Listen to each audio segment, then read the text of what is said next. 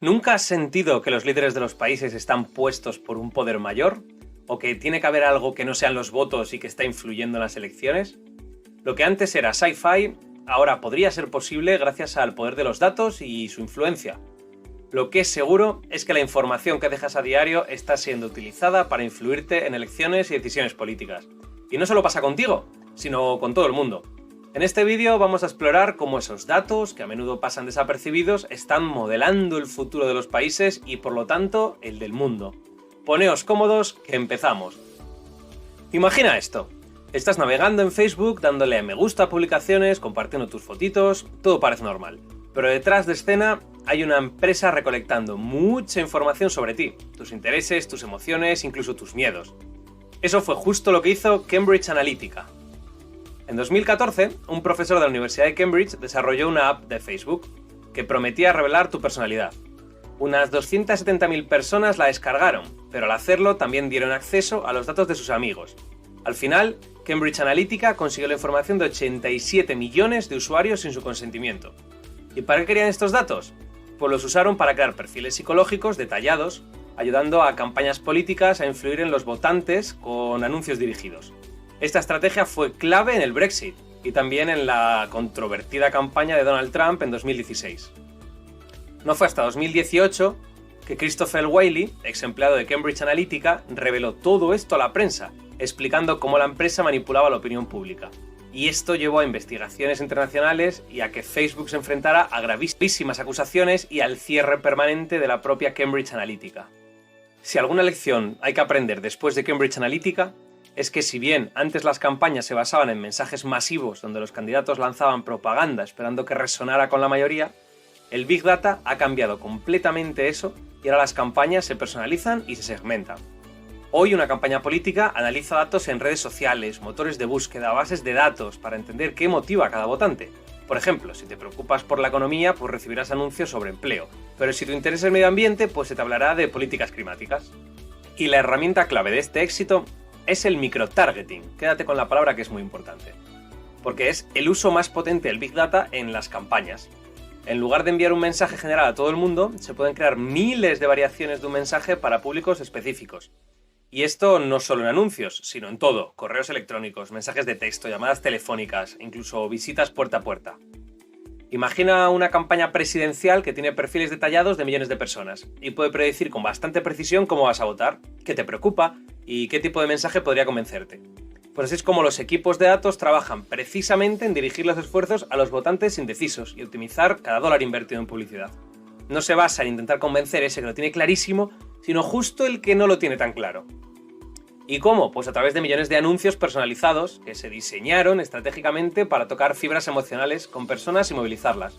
Además, lo que se aprendió también en campañas de Big Data es que no siempre necesitas cambiar la opinión de alguien. A veces solo necesitas desmotivar a los votantes del bando contrario. Y así simplemente por matemáticas los tuyos van a ser más. Así que en las elecciones no solo se crean campañas para motivar y convencer a la gente que está dudosa, sino también campañas para crear confusión, frustración en ciertos sectores para que simplemente se abstengan de votar pensando que el sistema en general es muy incompetente y no serviría para nada. Y todo este escándalo y sus usos ya impactó gravemente en el 2016. Pero con la llegada de la inteligencia artificial, la personalización se ha llevado al extremo y la predicción electoral está a un nivel totalmente distinto. Hay tres formas principales en las que la IA está influyendo en las campañas mediáticas. La primera es simular que tienes mucha audiencia, mucho apoyo.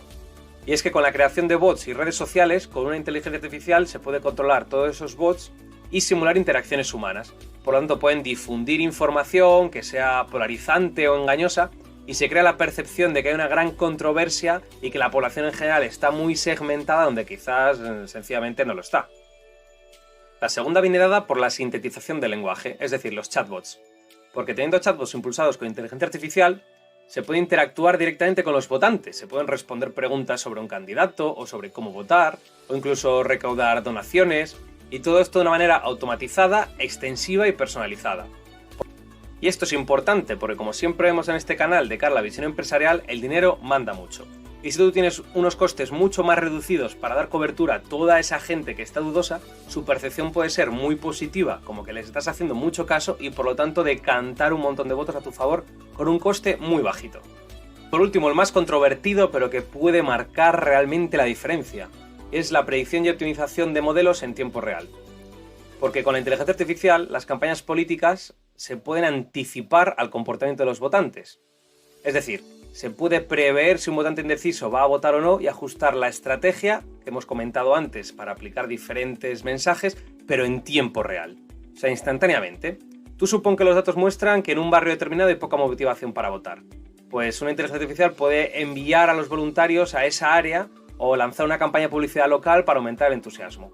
Además, se puede analizar qué tipos de mensajes están funcionando mejor o un anuncio político está recibiendo más interacciones positivas en una red social o en otra, y todo esto, otra vez en tiempo real, puede marcar la diferencia porque da la sensación de que es la tendencia natural de la población, no algo que está por detrás analizando y modificando palanquitas. Y por último tenemos el uso más fraudulento posible, que son los famosos deepfakes. Y es que esto es muy preocupante. Hoy en día se puede crear un vídeo donde un candidato esté diciendo o haciendo una cosa que realmente nunca ha pasado. Y esto puede influir muy negativamente en su imagen.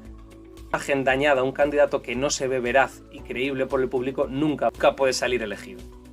Además de todo esto, con la famosa generación de contenido que nos han brindado herramientas como ChatGPT, existe siempre la posibilidad de amplificar campañas de desinformación.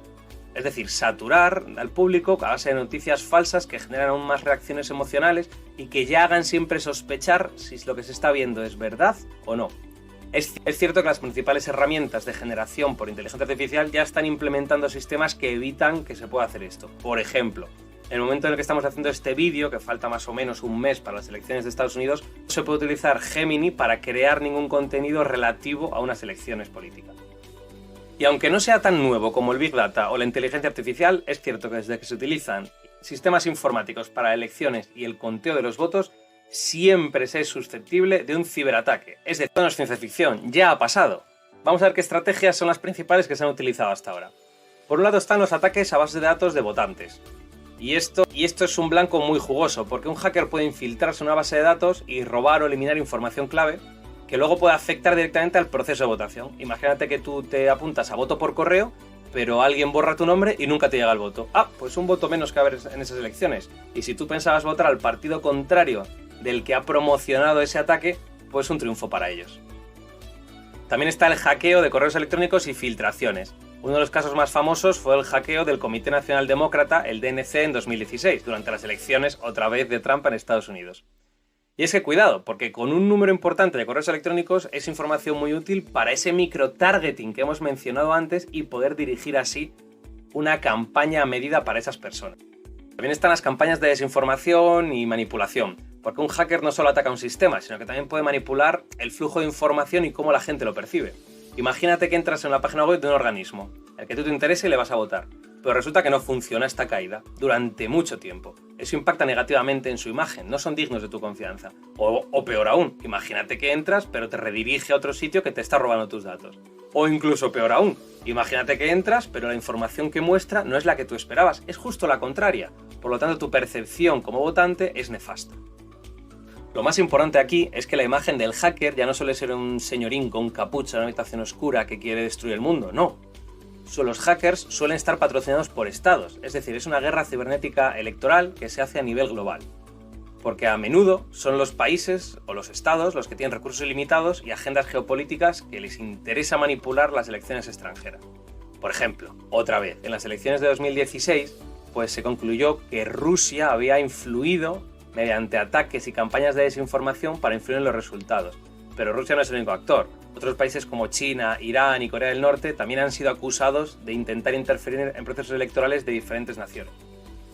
Al final, todas estas estrategias de hacking y también la de la inteligencia artificial generativa que se utilizaba para desinformación tienen un objetivo claro: destruir la confianza y polarizar al público.